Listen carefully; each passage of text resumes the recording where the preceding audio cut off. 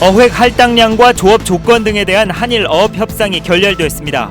일본 측 이지에서 조업 중이던 우리 어선들이 철수하고 있어서 피해가 우려되고 있습니다. 내일 출범하는 원희룡 도정은 수평적 협치를 강조하고 있습니다. 진정한 협치를 실천하기 위해 갖춰야 할 전제 조건을 짚어봤습니다. 제주도 내 카지노에서 중국인들이 11억 원을 따자 카지노 업체가 사기 도박이라며 고소했습니다. 중국인들도 맞고소와 지급 청구 소송으로 맞서고 있습니다. 구자읍 동복리에 새로운 쓰레기 처리 시설이 들어서게 됩니다. 쓰레기를 자원화하고 환경 오염을 최소화하기 위한 일본의 사례를 소개합니다.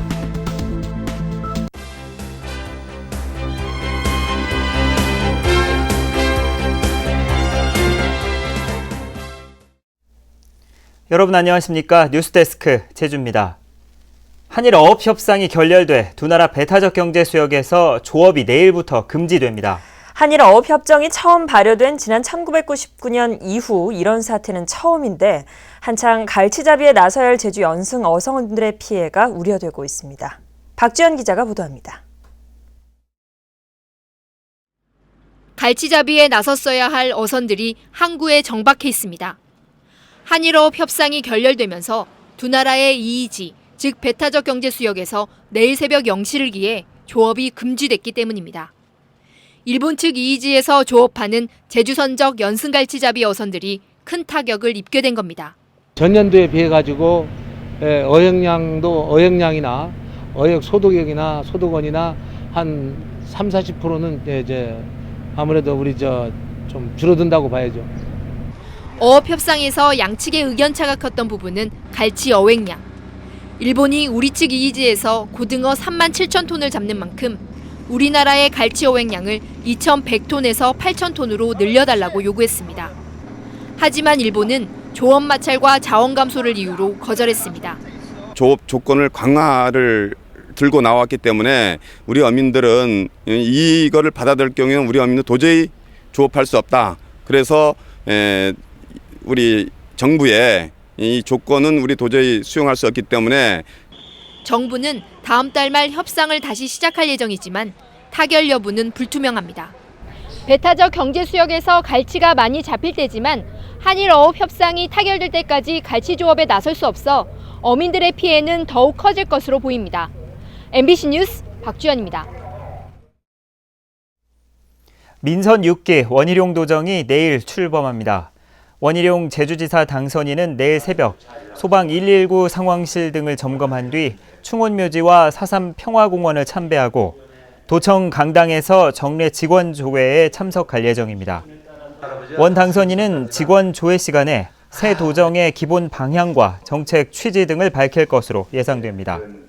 원희룡 당선인은 새 도정 준비위원회 해단식에서 마을 탐방을 돌며 직접 느낀 도정의 문제점과 준비위원회가 제시한 123건의 정책을 접목해 새로운 도정을 이끌겠다고 밝혔습니다. 한편 제주시장과 서귀포시장에 대한 공모가 다음 달 2일로 연장됨에 따라 행정시는 당분간 부시장 대행체제로 운영됩니다. 원희룡 제주지사 당선인은 내일자로 제주도 기획관리실장에 오홍식 씨를 유임시키고 비서실장에 문순영, 총무과장에 김정학 서기관을 임명했습니다. 박영부 전 서귀포시장은 제주발전연구원으로 자리를 옮겼습니다. 한편 제주도는 개방형 직제인 공보관과 서울 본부장에 대해 오늘 공모 공고를 내고 오는 10일부터 14일까지 응시 원서를 접수합니다. 내일 출범하는 원희룡 도정은 도민이 주도하는 도정을 구현하기 위해 수평적 협치를 강조해왔습니다. 하지만 진정한 협치를 이루기 위해 갖춰야 할 전제 조건은 그리 녹록지가 않습니다. 현재훈 기자가 보도합니다.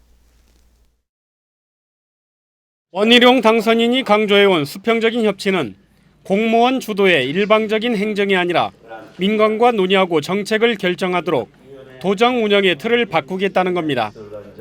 이에 따라 총괄협치위원회를 비롯해 분야와 현안별로 협치라는 이름의 위원회가 설치됩니다. 도민이 직접 도정에 참여하는 협치를 중심으로 모든 문제를 현장 중심, 도민 중심으로 풀어나가겠습니다. 협치가 만능 해결사인 것처럼 거론되고 있지만 정작 도민 사회는 협치의 개념과 규칙 그리고 무엇을 누구를 위한 협치인지에 대해서도 잘 몰라 혼란을 겪고 있습니다. 도대체 어떤 의미고 어떻게 구현돼야 되고 협치를 하기 위해서 지금 협치의 실현에 장애가 되는 요소들이 어떤 것인지에 대해서 정확히 이야기하고 있지 않다는 거죠. 특히 과감한 권한 부여와 독립성 보장 그리고 균형 잡힌 인적 구성이 협치위원회의 성패를 좌우할 것으로 보입니다.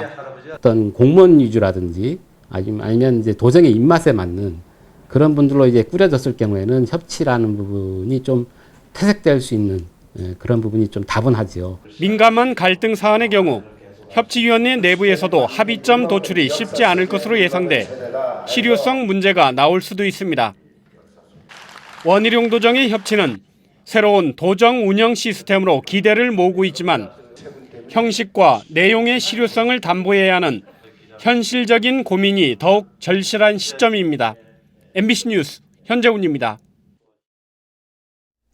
새누리당 구성지 도의원이 제10대 제주도의회 전반기 의장에 내정됐습니다.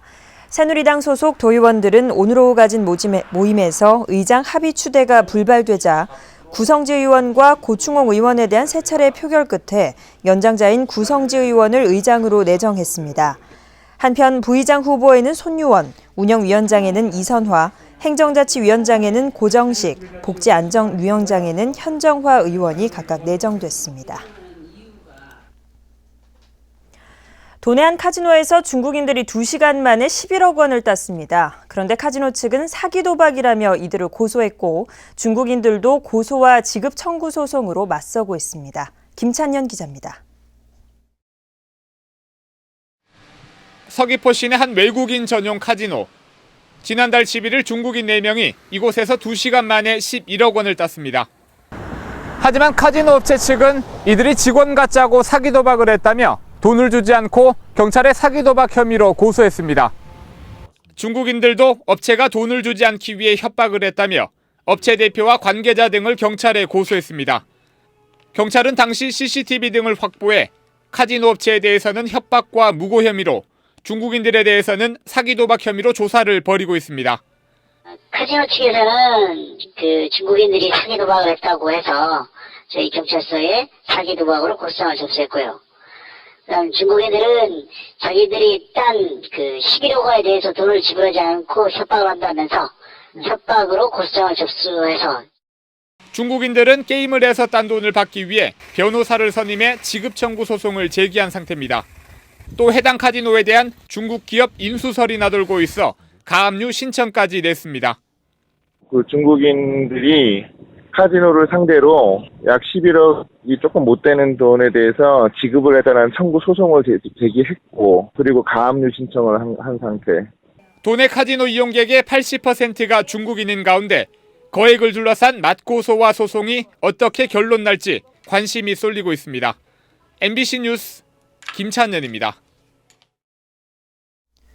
제주시의 새 쓰레기 처리 시설 부지로 구자읍 동복리가 선정된 지 2달이 지났습니다. 많은 양의 쓰레기를 주민들이 안심할 수 있게 깨끗하고 효율적으로 처리할 수 있는 시설을 갖추는 것이 중요한데요. 이웃 일본의 사례를 이소연 기자가 보도합니다. 일본 시코쿠 가가와현 북쪽에 있는 섬 나오시마. 인구 3,000명의 서울 여의도 정도의 작은 섬은 지난 2000년 산업 폐기물 처리 시설이 들어서면서 더욱 유명해졌습니다. 나오시마 부근 테지마 섬에서 60만 톤이 넘는 불법 산업 폐기물 투기 사건이 적발되고 온갖 유해 물질이 바다를 오염시키자 주민들이 나서 환경센터를 유치한 겁니다. 2003년부터는 다른 지역의 산업 폐기물도 받아들이면서 처리량은 하루 100톤을 넘고 있습니다. 하지만 배출물 처리 기준을 미국이나 유럽보다 최고 20배나 엄격히 하고 유해물질 배출을 제로화해 주민들로부터 신뢰를 얻고 있습니다. ダイオキシンなんかは300度から500度で再合成生まれるので、それよりも高い1300度以上の高温で熱するので、もう無害化なるんですよ。 오사카 히라카타시 동부 클린센터. 하루 200톤 가까운 쓰레기를 처리하는 이곳에선 발전소를 함께 운영하고 있습니다. 쓰레기를 태운 열로 전기를 생산해 시설을 운영하고 남은 전기는 전력 회사에 팔아 연간 2억엔의 수익을 올리고 있습니다. まず作った電気でまず工場を動かします。あとの余った電気については電力会社の方に売るというスタイルでやっています。 쓰레기를 자원화하고 환경 오염을 최소화하기 위한 일본의 첨단 시설과 엄격한 관리 운영이 새로운 쓰레기 처리 시설을 준비하는 제주에 시사하는 바가 큽니다. MBC 뉴스 이소연입니다. 이성문 교육감 당선인이 내일 오후 3시 제주 학생문화원에서 제15대 제주도 교육감에 취임합니다. 교육감 인수위원회는 소통과 통합을 주제로 취임식을 검소하게 진행할 계획이라며 행사장 앞자리에는 기관장이나 내빈 대신 다문화 가족들을 초청하고 취임식 이후에는 제주 교육 현안에 대한 자유 토론을 진행합니다. 여름 휴가 목적지로 제주 선호도가 떨어진 것으로 나타났습니다. 문화체육관광부와 한국문화관광연구원이 국민 1,274명을 대상으로 여름철 휴가여행 계획을 조사한 결과 여행 목적지로 제주를 선택한 응답이 5.9%에 그쳤습니다. 이는 지난해 9.6%보다 3.7%포인트 하락했고 전국 순위도 지난해 4위에서 강원도와 경상남도 등에 이어 7위로 떨어졌습니다. 제주도의 경우 사계절 관광지로 자리매김해 여름 휴가 선호도가 떨어진 것으로 분석됐습니다. 올 상반기 제주 도내에서 발급된 여권은 14,000건으로 지난해 상반기보다 9.9% 줄었습니다.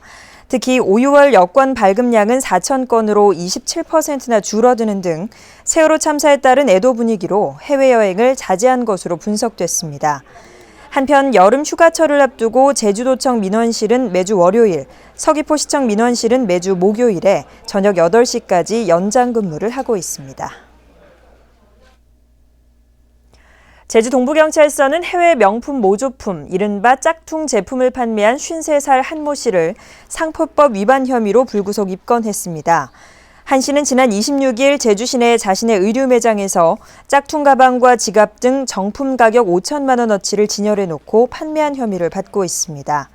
한편 경찰은 물품을 압수하고 판매 경위와 공급책에 대해 수사를 확대하고 있습니다. 제주지방경찰청은 상수도 체납요금을 징수해 횡령한 혐의로 도내 모 읍사무소 소속 공무원인 40살 정모 씨를 입건해 조사하고 있습니다. 정 씨는 지난해 5월부터 1년 동안 지역 주민 30여 명으로부터 상수도 체납요금 790만 원을 거둔 뒤 개인 유흥비로 사용한 혐의를 받고 있습니다. 서귀포시는 최근 해수욕객들이 해파리에 쏘이는 사고가 잇따름에 따라 서귀포 지역 5개 해수욕장에서 매일 아침 개장 전에 예찰 활동을 벌이고 수영 경계선 안에서 해파리가 10마리 이상 발견될 경우 입수를 통제하기로 했습니다. 또 상황실에 응급용 해독제를 비치하고 해파리에 쏘인 환자에게는 진료 기록을 확인한 뒤 위로금을 지급하는 등 해파리 쏘임 사고 예방을 위한 단계별 대책을 추진하기로 했습니다. 뉴스데스크 제주였습니다. 시청해주신 여러분 고맙습니다.